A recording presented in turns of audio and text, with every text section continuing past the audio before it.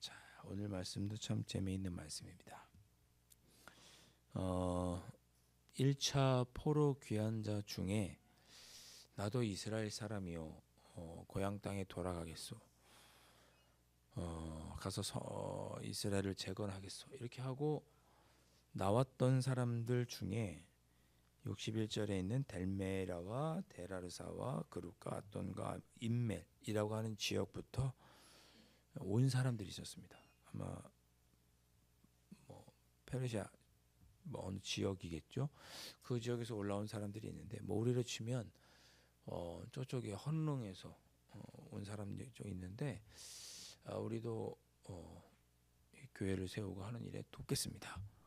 뭐 이렇게 누군가 지역에서 와서 이야기를 한 거죠. 그런데 그들은 족보나 종족이나 계보가 이스라엘에 속하였는지 증거할 방법이 없는 거예요.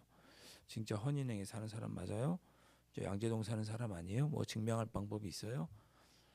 뭐 서류가 뭐 그때 지금처럼 잘 돼 있을 수도 없고 뭐 증명서가 다 발급돼 있는 것도 아니고 그러니 증명할 방법이 없는 거예요.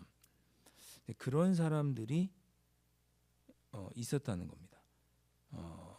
자기의 종족이나 계보가 이스라엘에 속하였는지 증거할 방법이 없는 거예요. 생김새로 보면 다 비슷한 것 같고 유대인이라고 하는데 증명할 수 있는 뭐 조상에 대한 뭐 증명서류가 있거나 그런 것도 아니고 그런 사람들이 있었는데 모두 642명이라고 62절에 말씀합니다. 예. 그들도 고향으로 돌아가겠다, 유대 땅으로 돌아가겠다 그렇게 이야기한 거죠.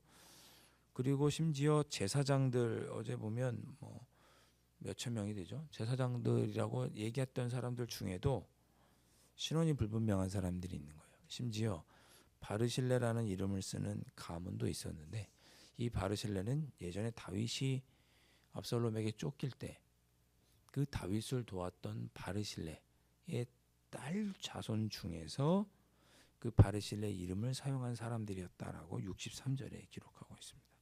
그러니까 이름으로 보면 유다 사람들 맞는 것 같은데 그러나 뭐 증명할 방법은 딱히 없고 근데 그 사람들이 제사장이란 말이에요. 그러니까 일단은 신원이 확실할 때까지는 제사장 업무는 하지 못하게 하고 64절이 그런 내용이죠. 그들을 아직은 너희들이 제사장 하기에는 증명할 방법이 없으니까 일단은 너희들이 제사장을 할 만큼 정한 사람이라고 우리가 인정하지 못하겠다. 확인할 때까지 좀 기다려라. 그래서 제사장의 직분을 감당하지는 못하게 했고 65절에 보면 심지어 우림과 둠빔을 가진 제사장, 그러니까 정식 제사장을 세우기 직전까지는 너희들이 제사장이라고 해서 성전에서 나온 제물을 또 제사 제물을 먹을 수는 없다. 너희들이 아주 확실하게 제사장이라고 증명이 된 것이 아니니까 그것이 발견되기 전까지는 그리고 정식 제사장 우림과 둠빔을 가진 그것으로 재판할 제사장이 있기 전까지는 아직 너희들을 제사장으로 인정해 줄 수는 없다. 그러니 성전에서 나오는 지성물을 먹지 말아라 라고 이렇게 조심스럽게 이야기를 합니다. 하나님의 율법에 성전에 나오는 지성물 또 성전에 사용되는 물건들은 성구들은 제사장만 만질 수 있습니다. 레위 지파와 그걸 아닌 다른 사람들이 만지거나 하면 죽었죠. 예전에 다윗이 법궤를 가지고 올 때 우사라고 하는 신하가 법궤를 가지고 오다가 법궤가 이렇게 소 달구지에 이렇게 싣고 왔는데 소가 놀라서 이렇게 막 요동을 칠 때 달구지가 이렇게 뒤집어질 뻔했거든요. 그 달구지에 싣고 있던 법궤도 이제 떨어질 뻔한 거예요. 그러니까 급한 마음에 우사라고 하는 신우가 그 법궤가 떨어지지 않도록 덥석 붙잡은 거죠. 이렇게 그렇다가 즉사했습니다. 억울하다면 억울할 수 있는데 법궤를 만질 수 있는 사람은 아론의 자손만이 만질 수 있도록 하나님께서 명령하셨거든요. 그리고 법궤는 어깨에 메고 나르도록 하나님께서 율법에 정하셨어요. 그거대로 하지 않아서 우사가 죽은 거죠.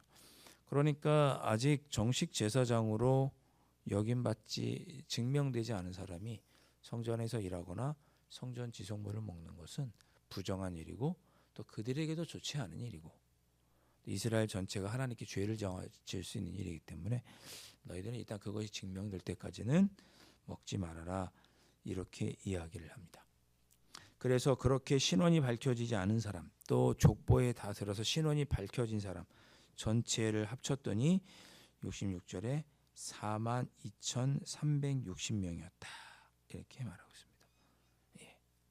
이렇게 1차 포로기한 때에 가서 나라를 다시 재건하고 하나님의 백성으로 살겠다고 나섰던 사람들이 42,000명 가량이 되었습니다. 자, 그리고 사람만 온 것이 아니라 그들이 와서 성전과 성벽을 재건하는데 또 짐승들을 가지고 왔죠. 말도 노새도 낙타도 나귀도 많이 가지고 온 걸 다 하나님께 드렸고 70절에 보면 어떤 족장들은 역사를 위해 성벽 공사 역사를 위해서 보조하기도 하고 헌금을 드렸고 총독은 금 1,000드라크마 또 대접 또 대제사장들이 입어야 될 의복도 한 530벌 이런 것들을 보물복관에 다 헌물을 드리고 71절에 보면 또 어떤 족자들은 금과 은을 하나님께 드립니다. 그러니까 또 이 72절에 보면 나머지 백성은 금 2만 드라크마와 은 2천만에 또 제사장이 의복 67벌을 드렸다고 기록하고 있습니다. 그러니까 하나님의 역사 일을 하기 위해서 족장도 헌금과 헌물을 드리고 총독도 관리죠 그렇게 하고 또 다른 족장들 그리고 온 백성들이 참여해서 하나님의 일을 하게 됩니다. 모두가 이제 성벽 재건을 하는데 또 성전을 재건하는 일에 모두가 이제 마음을 모은 거죠. 십시일반이라고 그래서 온 교회 성도들이 참여해서 우리 교회를 이렇게 세워가는 것처럼 이스라엘 백성들도 모든 백성들이 참여해서 성전을 짓고 성벽을 짓는 일을 감당하게 됩니다.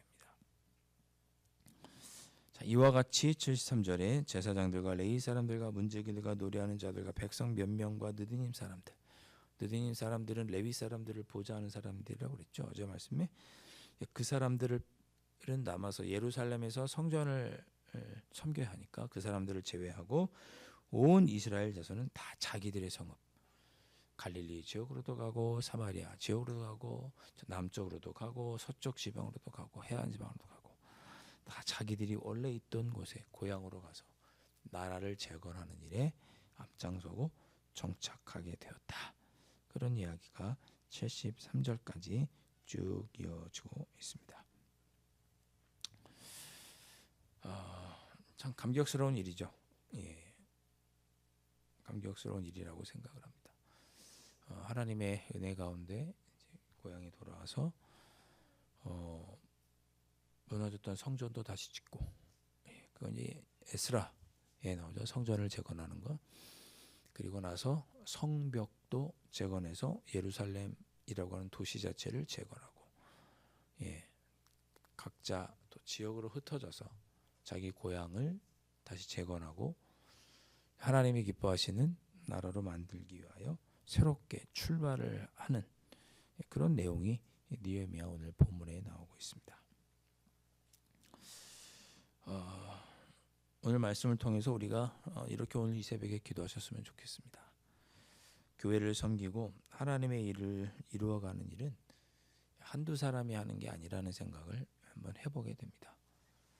온 유다 백성들이 함께하여서 성전을 짓고 성벽을 재건하고 나라를 재건하기 위해서 각자의 자리로 가는 그런 모습을 보게 됩니다. 우리 강남제일교회도 마찬가지죠. 온 성도들이 작은 것들이라도 하나님께 감사함으로 헌금을 하고 또 헌물도 하시고 시간을 드리고 노력을 드리고 우리는 어린 아이들까지 기도하고 그렇게 해서 주님의 일을 감당하고 또 맡겨주신 직분을 따라 구석구석 맡은 부서와 자리에서 하나님의 일을 하고 교회를 섬겨가면서 그렇게 교회를 세워가는 거죠. 그것이 하나님의 일을 하는 방법이다. 누가 헌물을 하고 헌금을 하고 또 우리가 뭐 목적 헌금도 하고 이런 것들은 다 자연스러운 거예요. 어떻게 보면 너무 이상하게 보실 필요는 없고, 교회는 그렇게 하나님의 일을 그렇게 온 성도들이 한 마음이 되어서 주님의 일을 감당하는 것입니다. 우리 교회가 지금도 잘 하고 있지만, 그런데 우리 교회가 온 성도들이 마음을 모으고 함께 세워가는 그런 우리 교회가 되었으면 좋겠다. 앞으로도 그런 교회가 되었으면 좋겠다. 교회를 위해서 기도하시고, 여러분도 그렇게 여러분의 자리에서 주님의 나라를 위해 하나님 영광을 위해 맡겨주신 자리를 섬겨야 할 책임이 여러분들에게 있다는 것을 기억하시고, 뭐 여러 가지가 있겠죠.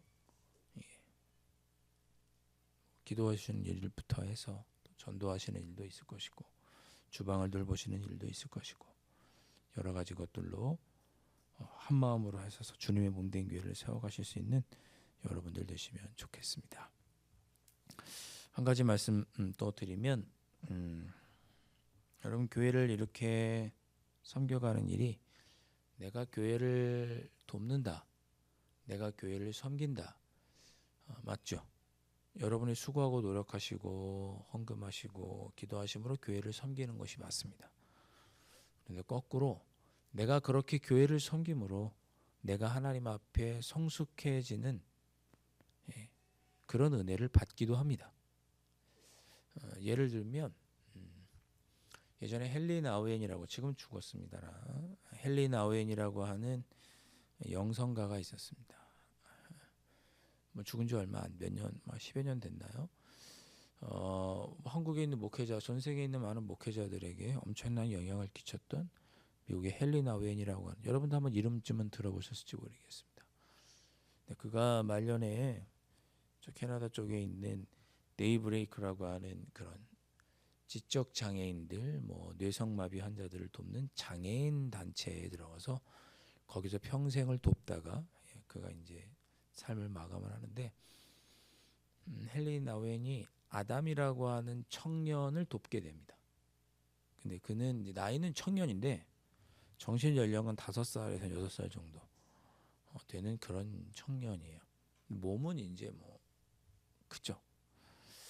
근데 그 아이를 이렇게 정신지체의 아이를 돌보는 일을 하는데, 한 3개월 교통사고를 당해가지고 한 3개월 정도 이 병원에 입원을 해야 되는 일이 있었습니다.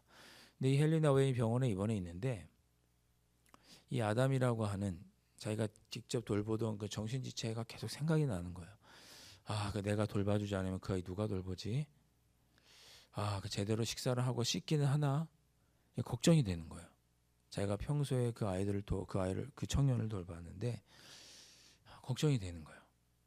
병원에 입원해 있으니까 내가 안 보이면 걔가 걱정하지 않을까? 그 청년이 걱정이 되는 거죠. 나중에는 걱정을 넘어서 그러다 보니까 빨리 다시 만나고 싶다, 보고 싶다 하는 그런 생각을 그가 하게 됐습니다. 그래서 그때 그가 깨닫습니다. 내가 아담이라고 하는 그 정신지체 청년을 내가 도왔다고 생각을 했지만, 사실은 내가 그를 도운 것으로 인해 어떤 한 사람을 진정으로 사랑할 수 있는 그런 사람으로 내가 변화될 수 있도록 오히려 내가 도움을 받았구나 라는 것을 그가 깨닫게 됩니다. 그런 이야기를 그가 책에다가 기록을 해뒀어요. 저희가 주님의 교회를 섬기는 일도 이와 같다고 생각을 합니다. 내가 교회를 돕고 섬기는 것 같지만 그 일을 통해서 하나님의 은혜를 누리고 내가 하나님이 기뻐하시는 모습으로 세워져 가고, 그렇게 주님 앞에서 성숙한 모습으로 성장해 가는 것이 진정한 회복이고 은혜라고 생각을 합니다. 오늘 말씀을 통해서 하나님께서 이스라엘 자손들을 다시금 포로로 돌아오게 하셔서 예루살렘 성전과 성벽뿐만 아니라 이스라엘 나라를 회복해 가시는 그런 모습을 보면서 우리도 우리의 삶의 자리에서 주님 몸된 교회를 섬김으로 하나님의 회복의 역사를 이뤄가겠습니다. 다짐하시고 또 그런 가운데 여러분들도 하나님 보시기에 합당한 영적으로 성장하고 성숙해지는 은혜를 누리시는 여러분들 되실 수 있기를 주님의 이름으로 축원드립니다. 기도하겠습니다. 사랑하는 주님, 오늘 귀한 말씀 가운데 하나님께서 이스라엘 백성들을 부르시고 그들이 주님의 몸된 교회와 성전과 성벽을 세워가는 그러한 모습들을 통해 또 아버지 하나님께서 그 나라와 민족을 회복시켜가는 것을 오늘 말씀을 통해서도 확인할 수 있게 해주시니 아버지 하나님 감사합니다. 우리가 주님의 몸된 교회를 섬기고 이 모양 저 모양으로 헌신하고 헌금을 드리고 헌물을 드리고 이 모양 저 모양으로 맡겨주신 일을 감당하는 것이 내가 교회를 돕고 섬긴다고 하는 그것을 넘어서 교회의 회복과 성장을 통해 내 신앙이 성장하고 회복되는 귀한 축복의 기회와 은혜의 통로임을 기억하고 늘 기쁨과 감사함으로 교회를 섬길 수 있는 저희들 모두가 될 수 있도록 도와주시옵소서. 귀하신 예수 그리스도의 이름으로 간절히 기도하옵나이다. 아멘. 하늘에 계신 우리 아버지, 아버지의 이름을 거룩하게 하시며 아버지의 나라가 오게 하시며 아버지의 뜻이 하늘에서와 같이 땅에서도 이루어지게 하소서. 오늘 우리에게 일용할 양식을 주시고 우리가 우리에게 잘못한 사람을 용서하여 준 것 같이 우리 죄를 용서하여 주시고 우리를 시험에 빠지지 않게 하시고 악에서 구하소서. 나라와 권능과 영광이 영원히 아버지의 것입니다. 아멘.